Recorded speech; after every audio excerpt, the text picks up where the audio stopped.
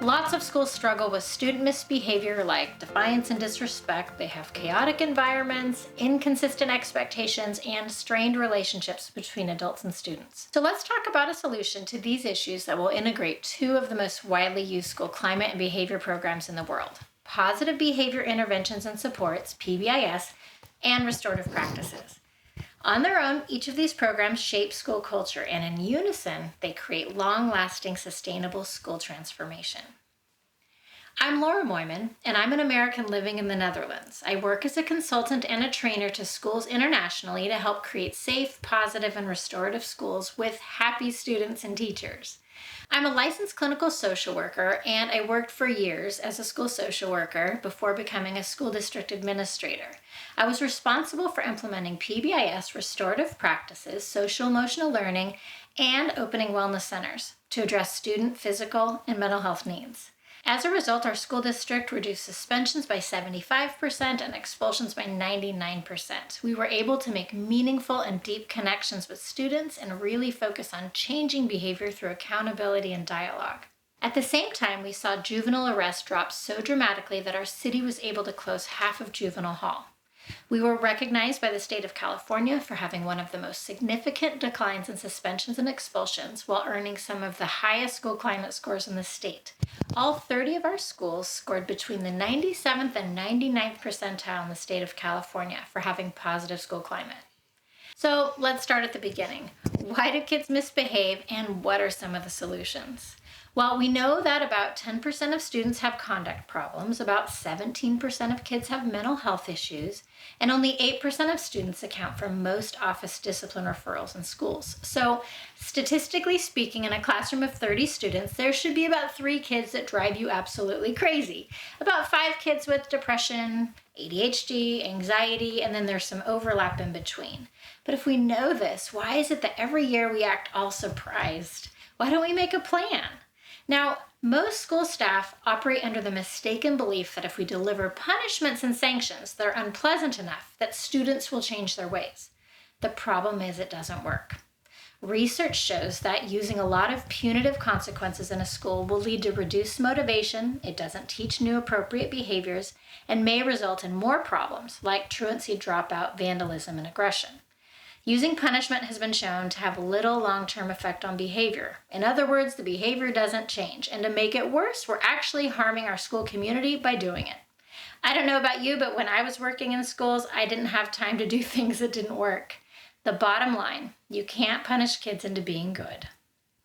The main drivers of violence and disrespect in schools are poor relationships, shame, isolation, and punitive school environments. So essentially, schools that attempt to punish and exclude as a response to violence and harm have the same ingredients that created it in the first place. As Daniel Sered, founder of Common Justice, says, we've shown up at a burning house with a hose full of gasoline. The path of traditional school discipline is not working. Research explains the problem and also offers some solutions. So what are the solutions? We know that calm, predictable settings make kids feel safe so they can learn.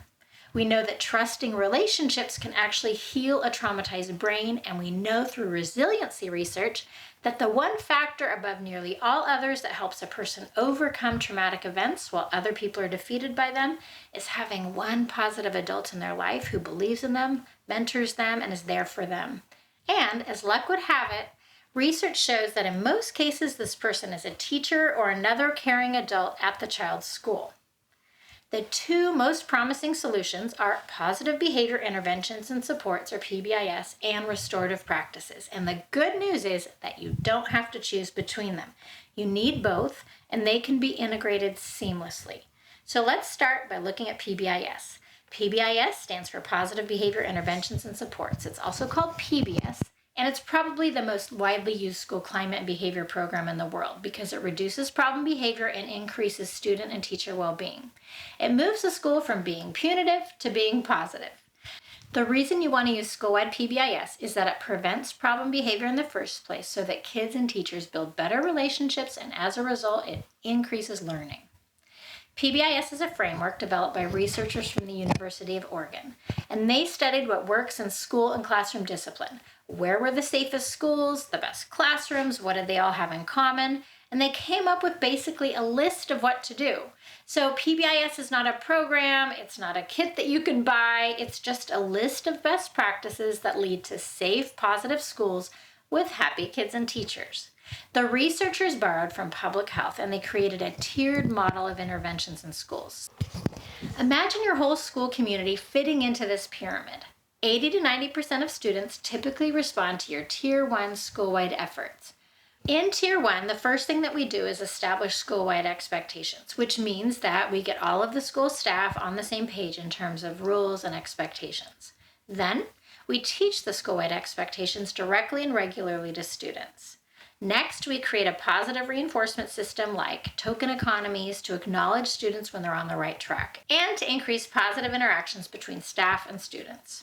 And then, we respond to challenging behavior earlier with quick, focused interventions like skills teaching.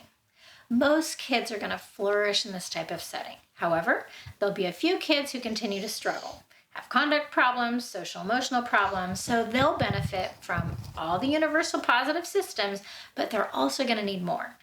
In Tier 2, which is generally about 10 to 15%, these students are supported by incorporating a self-management system, like a point sheet, check in, check out, to help them regulate throughout the day. They also benefit by participating in small groups, like social skills instruction, anger management, or other cognitive behavioral supports.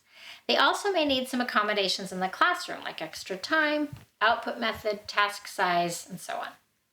Students will benefit from all of these supports, and there's still going to be very few, about 3 to 5%, who need even more structured supports.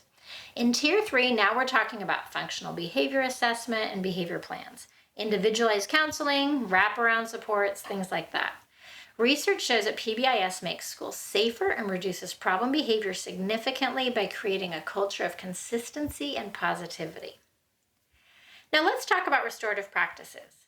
Using circles for meeting and discussing issues has evolved in nearly every culture. It was the court of our ancestors and how human beings solve problems in community.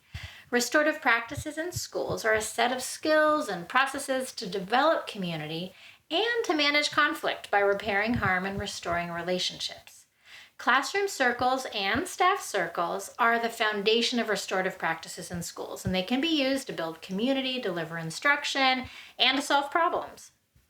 Affective language are statements and questions to express how we're impacted by someone else's behavior without making people feel defensive, because we focus on needs instead of blame. We have informal restorative chats using the restorative questions to solve problems.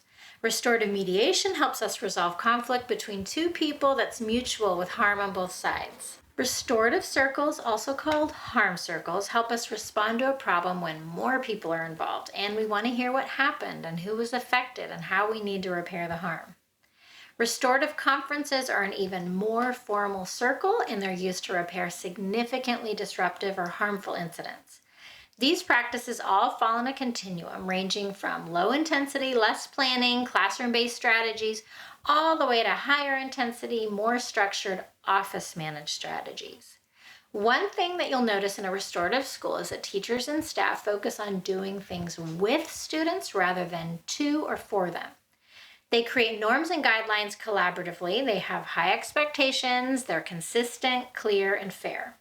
They're nurturing, encouraging, compassionate, and acknowledge positive behaviors, and at the same time help students take responsibility for their actions. So why are restorative practices important? Why does it work? Well, the primary research base for restorative practices is found in social bonding and the neurobiological components of creating trusting relationships. Research has shown that relationships matter. Strong teacher-student relationships have been associated with higher student academic engagement, improved attendance, higher grades, fewer disruptive behaviors, fewer suspensions, lower school dropout rates, a decrease in teacher and student anxiety, and increase in teacher and student well-being. Research shows that classrooms where teachers are using restorative practices, they report much higher rates on positive school climate, feelings towards their teacher and peers, voice and input, connectedness to the school. They have better peer friendships, more social skills. They're more empathetic and more assertive. There are lower rates of cyberbullying, fewer suspensions, and improved equity. Now, I believe we need to integrate PBIS and restorative practices in order to create schools that are physically and emotionally safe, relationship rich, and with the potential to support students developing the skills they need to overcome adversity and learn. The first reason to blend the two approaches is, frankly, it's more efficient. With PBIS, most of your energy is focused on preventing problems in the first place by creating clear expectations and teaching them to students and then being incredibly positive. So typically, a school will see about a 60% drop in problem behavior in the first year. So with PBIS, your results come really fast. This will shorten the line at the principal's door, so to speak. That way, you'll have the time available to provide meaningful restorative responses to harm. If you don't first focus on preventing problem behavior, you're going to quickly be overwhelmed with students' needs for interventions and supports. Restorative practices is not something that a school should embark on believing it's going to save time. But the payoff is that often the problem behavior will not be repeated. The next reason to integrate PBIS and restorative practices is the understanding that it creates trusting relationships, which students need in order to learn. Trust is created when people in a child's environment are predictable and consistent, and PBIS provides that structure. Trust also requires a warm and accepting environment, and restorative practices creates this through community building circles and restorative conversations. Next, integrating PBIS and restorative practices creates a connected, positive school culture. Research is clear. The positive reinforcement system used in PBIS, it does improve behavior and it creates a lot of positive exchanges between students and their teachers. But restorative practices goes further. It creates that heart connection through relationship building. Another reason to integrate the two approaches is to have more meaningful responses to harm. While PBIS does an excellent job providing clear, evidence-based interventions to students who need them, it doesn't really have a way to get to the heart of the issue, to repair relationships that were damaged, and to empower those who were harmed by giving them a voice. So, while restorative practices offers responses that hopes to change behavior through accountability, there are some students, like those with emotional and behavioral disorders, they need actual interventions that go beyond a circle or a conversation. PBIS offers evidence-based interventions to students who need them, using a tiered framework to teach the student new behaviors and strategies for self-management in a way that builds confidence and reduces shame. And finally, you need to integrate PBIS and restorative practices because it's more sustainable. One strength of PBIS is that it creates a system and a structure that's sustainable over time. PBIS is made sustainable by codifying the rules and expectations, writing them down, and educating staff and students.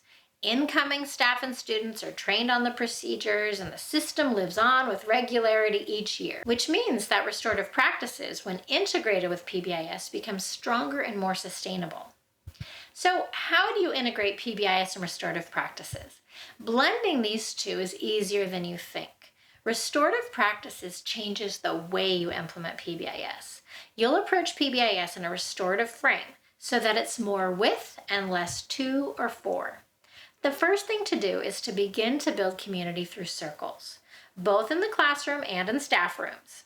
This provides a solid foundation to build your PBIS system. For example, in a PBIS school, a few staff members might be tempted to sit in a room and decide on the school rules or what the positive reinforcements that they want to give. But when they approach it restoratively, they're going to establish expectations collaboratively by involving the staff and the students in creating the classroom and school-wide expectations. They can also teach expectations, both classroom and school-wide, with more student engagement through circles. That's going to encourage student voice and input. Schools can develop positive reinforcement systems that strengthen relationships by using highly valued reinforcers like privileges and activities that are going to strengthen a student's bond with peers and adults in the school. When responding to behavior, schools can use restorative language and processes to bring about more accountability and to repair harm. A student who has harmed another person, a teacher or student or staff, will meet face-to-face with that person and anyone else involved. Everyone can express how they were impacted and what they need to do to move forward. The great thing about using circles in a school is that if any of these systems aren't working or agreements are broken, schools can bring the issues back to the staff and students to talk about what's happening and what we need to do to fix it. If a school is implementing PBIS, then restorative strategies can be integrated into the multi-tiered system of support. At Tier 1, we incorporate circles and affective language in the classroom. At Tier 2, we can use restorative conversations like restorative chats, restorative mediation, and restorative circles. And at Tier 3, we have more formal conferences and re-entry circles when a student returns from suspension or even incarceration. As a result, restorative practices improves the school climate for students and staff because it provides meaningful ways to address misbehavior in schools. Both PBIS and restorative practices embrace a strategy of preventing problem behavior and responding early to low levels of misbehavior with interventions that are effective. Together, they create an unbeatable duo. Building on the strengths of each approach, PBIS and restorative practices become stronger when blended into a seamless, integrated approach to school-wide culture, climate, discipline, and support.